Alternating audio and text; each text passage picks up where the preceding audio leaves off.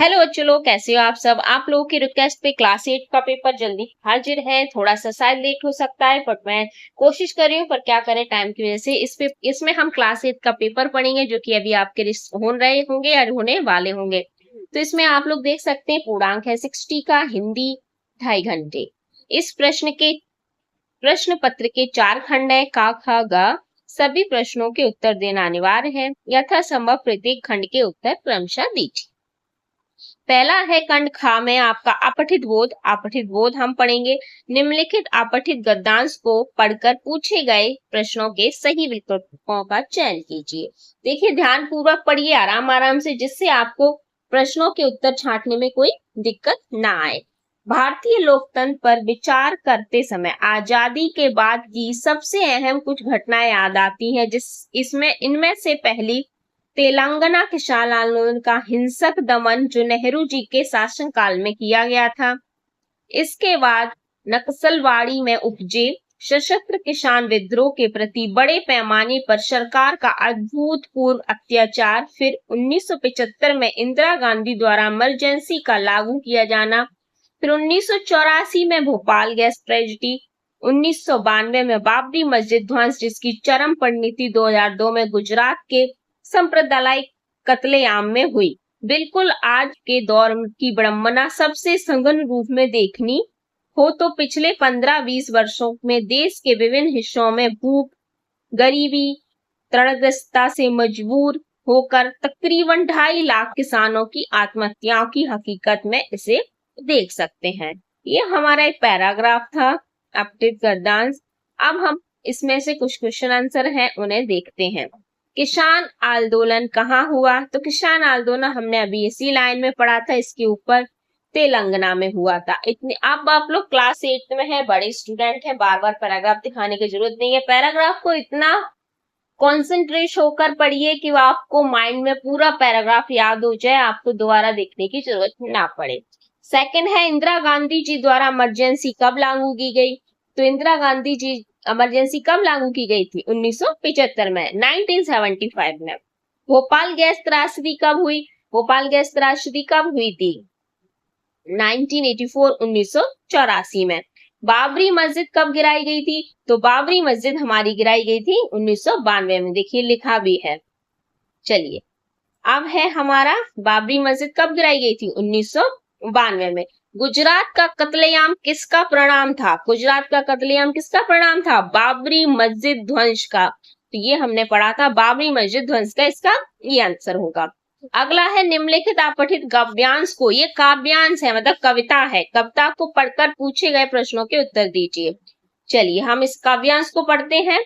चोर है, डाकू है, झूठा है, मक्कार है, कातिल है, छलिया है, लुच्चा है, लावार है, जैसे भी टिकट मिला, जहां भी टिकट मिला, शासन के घोड़े पर वो ही सवार है, उसी की जनवरी 26, उसी का 15 अगस्त, बाकी सब दुखी हैं, बाकी सब पस्त हैं। ये देखिए कितनी अच्छी कविता है। कवि यहाँ भारतीय राजनीति का कौन सा चित्र उजागर करना चाहता है? तो कौन सा चित्र उजागर करना दिखा है? झूठा। झूठे शब्द से हम यहाँ से ले चलेंगे। देखिए सच्ची घटना इसमें कहीं भी नहीं है। घोड़े का टिकट का इससे भारतीय राजनीति से कोई संबंध नहीं है। तो हमारा क्या ऑप्शन होगा? झूठी राजनीति से। झूठी ही राजनीति हमारे चारों तरफ हकीकत में है भी। आमजन के दुखी होने का क्या तात्पर्य है? आमजन का, भैया आमजन क्यों दुखी है? आमजन वो लोग होते हैं जो मिडिल क्लास फैमिली होते हैं। भाई जो पैसे वाले लोग हैं वो तो ठीक है, लेकिन जो मिडिल क्लास फैमिली वो ही दुखी है ना। तो वो किस लिए दुखी है? कर्तव्य निष्ठा से नहीं, योग्य नेतृत्व तो है ही नहीं, सुशासन से नहीं, लापरवाह शासन से। लापरवाही तो है जो आजकल टीवी में इतनी न्यूज देखते हैं कि डॉक्टर की लापरवाही से ये बेचारा पेशेंट मर गया, इसकी लापरवाही से ये हो गया, तो ये लापरवाही है। कवि यहाँ किसकी बात कर रहा है? कवि किसकी बात कर रहा है? अधिकारी की, भ्रष्ट नेताओं की, जनता की या स्वतंत्रता दिवस की? तो कवि किसकी बात कर रहा है? भ्रष्ट नेताओं की। पस्त दुख का क्या अर्थ है? पस्त का क्या होगा? हार जाना। पस्त हो गए, हम हार गए हैं। तो दुख नहीं होगा, जीत जाना नहीं होगा, मस्त नहीं होगा, पस्त का मस्त तो बिल्कुल नहीं होगा, क्या होगा? हार जाना। पद्यांश का उचित शीर्षक हो सकता है हमारा वर्तमान, न, हमारे भ्रष्ट नेता, शासन व्यवस्था, 26 जनवरी, हमारे भ्रष्ट नेता, क्योंकि नेता के बारे में ही लिखी गई है। अगला है हमारा खंड खा, व्याकरण में दिए गए प्रश्नों के उत्तर निर्देश अनुसार दीजिए। निम्नलिखित की शुद्ध वर्तनी वाला शब्द संकीर्ण, देखिए संकीर्ण कैसे लिखा जाएगा, संकीर्ण, सा के ऊपर बिंदी है, का पे छोटी की मानता है, डा है, रा है, मतलब आधा ना नहीं बनेगा, फिर इसमें बड़ी की मात्रा आएगी, छोटी की नहीं आएगी, इसमें ये ना ऐसा है, तो ये संकीर्ण, ये सब सही है। घोड़ा का सही पर्यायवाची चुने, नग, सचन, अश्व, बैल, तो क्या है अश्व। अश्व संस्कृत में हम लोग बोलते भी हैं। निम्नलिखित शब्दों में से गुणवाचक विशेषण छांटिए। गुड़, जिसकी गुड़ बताई जा रही हो, लाल फूल, 2 किलो अनाज, 3 कलम, थोड़ा पानी, तो क्या होगा जिसकी गुणवाचक जिसकी विशेषता बताई जा रही है, गुड़ बताया जा रहा है, तो वो है लाल फूल। 2 किलो अनाज नहीं होगा, 3 कलम नहीं होगी, थोड़ा पानी भी नहीं होगा। निम्नलिखित शब्दों में से द्वंद्व समास के उदाहरण दीजिए।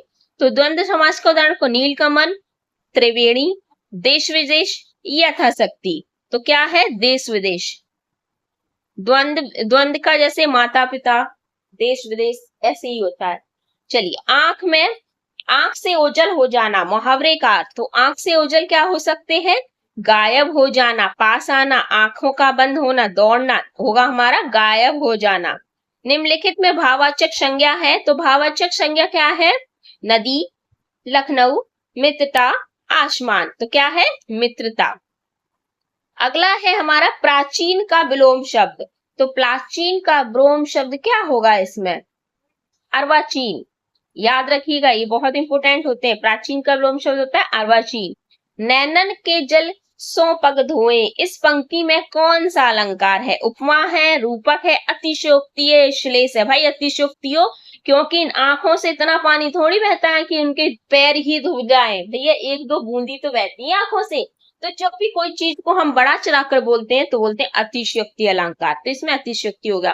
अत्यधिक शब्द में प्रयुक्त उपसर्ग, तो अत्यधिक शब्द में प्रयुक्त उपसर्ग क्या होगा, अति, अति प्लस अधिक, अति, ये क्या है इसमें उपसर्ग।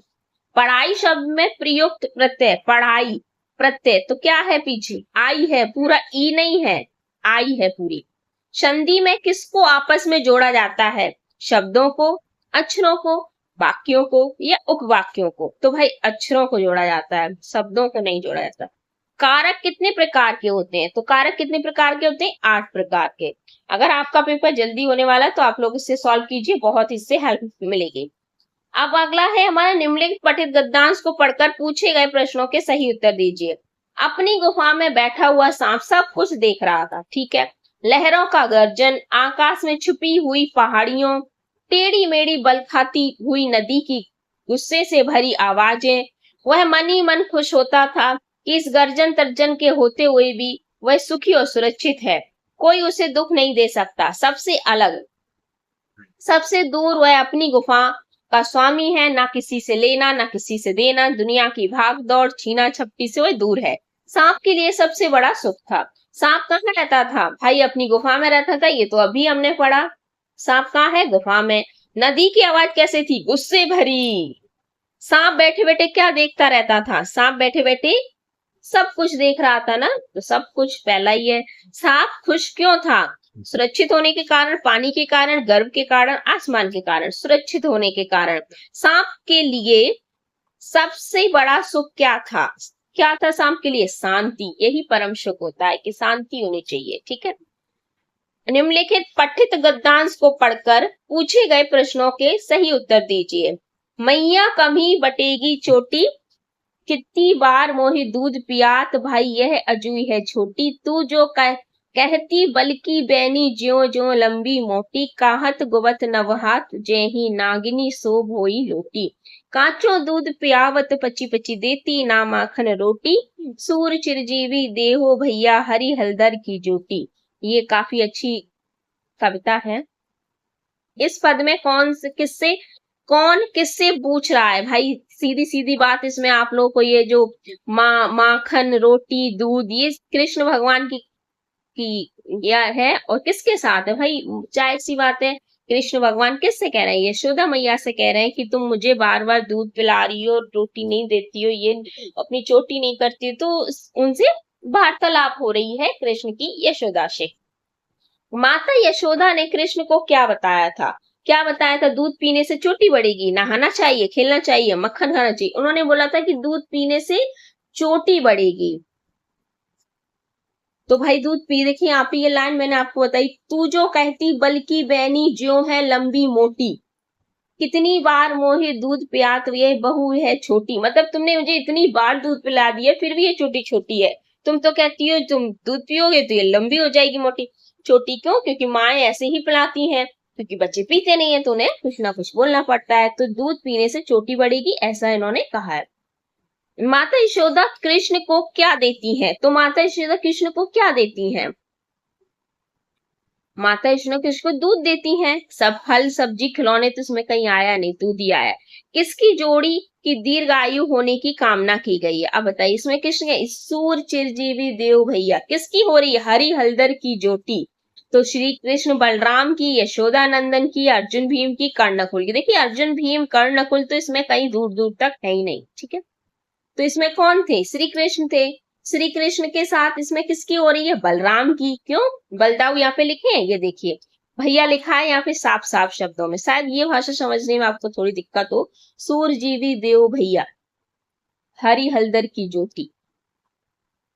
सूर्य चिरजीवी, चिरजीवी हम लोग आज जब पैर छूते हैं ना कोई लड़का तब हम आशीर्वाद देते हैं। कविता किसके द्वारा लिखी गई है? भाई जितनी भी कविता है कृष्ण भगवान के ऊपर, ज्यादातर सब किसकी कविता है? सूरदास जी की। दिए गए प्रश्नों में से किन्हीं दो प्रश्नों के उत्तर दीजिए। साइकिल आंदोलन में पुट्टू कुट्टाई की महिलाओं के जीवन में कौन से बदलाव आए? बिलवाशी जी ने रुपयों का प्रबंध कहां से किया? ओस की बूंद क्रोध और घृणा से क्यों कांप उठी? तो इनमें से आप कौन सा उत्तर देना चाहेंगे?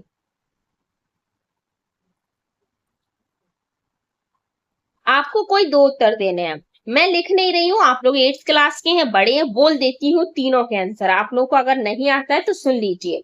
साइकिल आंदोलन से पिट्टू पुट्टू पुटाई की महिलाओं के जीवन में निम्नलिखित बदलाव आए। जैसे वे पहले से अधिक आत्मनिर्भर हो गईं, उनका समय बचने लगा एवं उन्होंने समाज में एक सम्मानजनक स्थिति को प्राप्त किया। ये आप लिख सकते हैं। सेकंड वाले का लिख सकते हैं, बिलवासी जी ने रुपयों का प्रबंध कहां से किया? तो बिलवासी जी ने रुपयों का प्रबंध अपनी पत्नी के गले से चाबी निकालकर घर में रखे संदूक से रुपए निकालकर किया।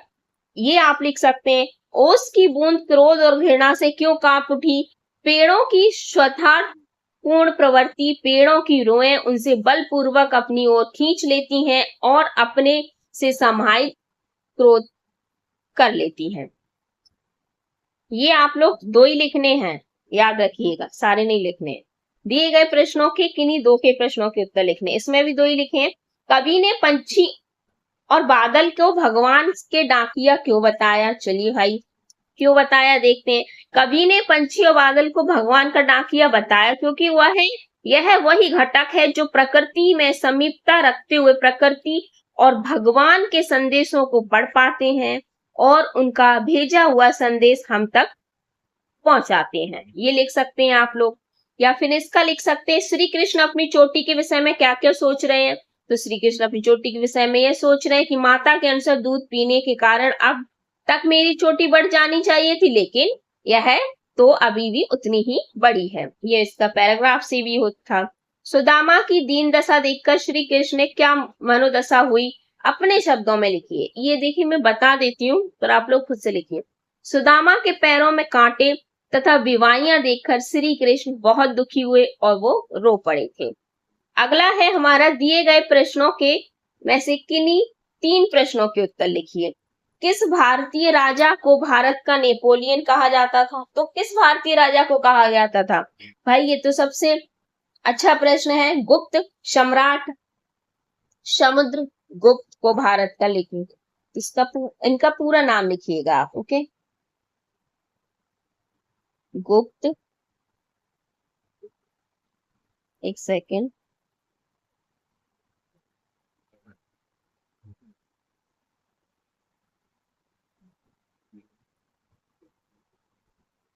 पेन शायद चल नहीं रहा, चलिए मैं आप लोगों को बोल देती हूँ। आप लोग तो खैर क्लास में हैं, खुद से लिख सकते हैं। समुद्रगुप्त, चलिए मैं अब नहीं लिखती। शिक्षा के प्रचार को नापसंद करने वाले अंग्रेजों को भारत में शिक्षा का प्रचार क्यों करना पड़ा? अंग्रेज पश्चात संस्कृति को भारत में फैलाना चाहते थे। इसके अलावा उन्हें अपने कार्यों के लिए क्लर्क भी तैयार करने थे। अब वो क्लर्क कहाँ से लाते? क्लर्क तो भाई वो उन्होंने भारत से ही लेने थे ना, तो पढ़ा लिखा के उन्हें क्लर्क बनाते, फिर अपना नौकर बनाते। शिवाजी कौन थे? उनका नाम भारतीय इतिहास में क्यों प्रसिद्ध है? शिवाजी का जन्म पूरा लिखना पड़ेगा, पहले शिवाजी के बारे में लिखना पड़ेगा, इसमें तो क्वेश्चन है, ठीक है। तो शिवाजी का जन्म किस में हुआ था? 1627 में हुआ था, ईस्वी में, ओके याद रखिए ईस्वी। उनको मराठों का नायक कहा जाता था। वे कुशल छापामार नेता थे। उन्हें मुगल साम्राज्य के क्षेत्रों पर चौथा नमक लगाया था। उन्होंने मराठों को संगठित किया था। सोमनाथ के प्रसिद्ध मंदिर पर किसने आक्रमण किया था? तो किसने किया था? महमूद गजनबी ने। महमूद गजनबी ने सोमनाथ के मंदिर पर आक्रमण किया था। चलिए अगला है हमारा निर्देश अनुसार पत्र लेखन करिए। अपने मोहल्ले में अनावश्यक गतिविधियों को देखते हुए नजदीकी पुलिस स्टेशन के पुलिस अधिकारी को पत्र लिखिए। भाई ये आप स्वयं लिख सकते हैं। समय का महत्व समझाते हुए छोटी बहन को पत्र लिखिए। आप लोग एक क्लास में इतना कर सकते हो। दिए गए विषयों में से किसी एक विषय पर 100 शब्दों का निबंध लिखिए, जैसे मेरा देश मेरी शान, भारत का चंद्रयान मिशन, इस पे लिख सकते हैं, जिस पे भी आप लोगों की मर्जी हो। चलिए पेपर फिनिश होता है। अगर आप लोग को 8 क्लास के किसी और का सब्जेक्ट का पेपर चाहिए तो प्लीज मुझे कमेंट बॉक्स में जल्दी से जल्दी बताइए, तो मैं आप लोग के बना दूं।